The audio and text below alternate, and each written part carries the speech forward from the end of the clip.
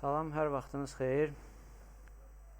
Deməli, bugün saat 17:30-da bizi Amerika Birləşmiş Ştatlarında vacib bir xəbər gözləyir. Bu, uzun müddətli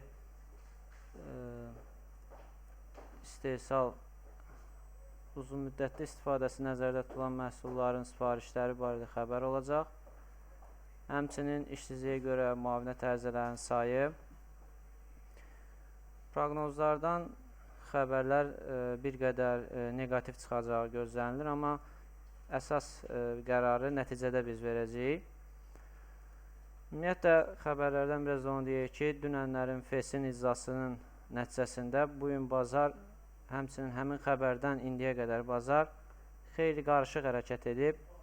Belə ki, bazar xəbər çıxandan sonra bir qədər artım müşahidə edib, sonra enib və sonda artımda da hələ də.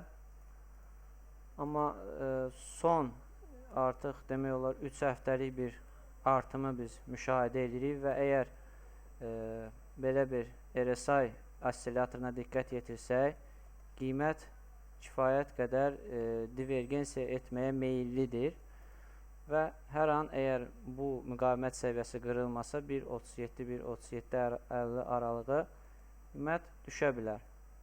Ona görə istənilən halda stoplarınızı çalışın biraz yuxarı qaldırasınız və xəbəri gözləməyinizi məsləhət görürəm. Daha sonra bazarın artımından danışmaq istəyiriksə, qiymət artmaq üçün 37.50-dən yuxarıda bağlanarsa 38-ə tərəf hərəkət edəcək. Əgər həftəlik 38-dən yuxarıda möhkəmlənə bilərsə, növbəti hədəf psixoloji əhəmiyyətə malik 1.4000 olacaq. Fund barədə isə onu demək olar ki, deməli,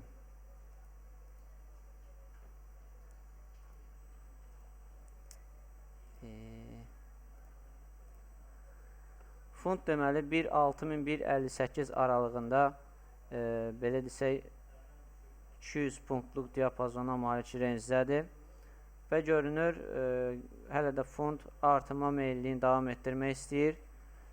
Belə ki, yanvarın bu ay olan ayın əvvəlindən başlanan artım hələ də davam edir və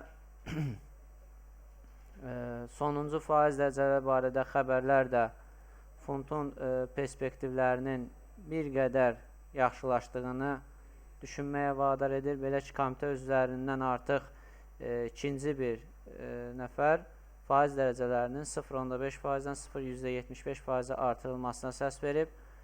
Texniki cəhətdən onu söyləmək olar ki, əgər qiymət 6000-dən yuxarıda bağlanarsa, 1.6000 psixoloji əhəmiyyətə malik səviyyədən yuxarıda bağlanarsa, bazar 1.62-50-1.63 aralığına qədər artımını davam etdirə bilər.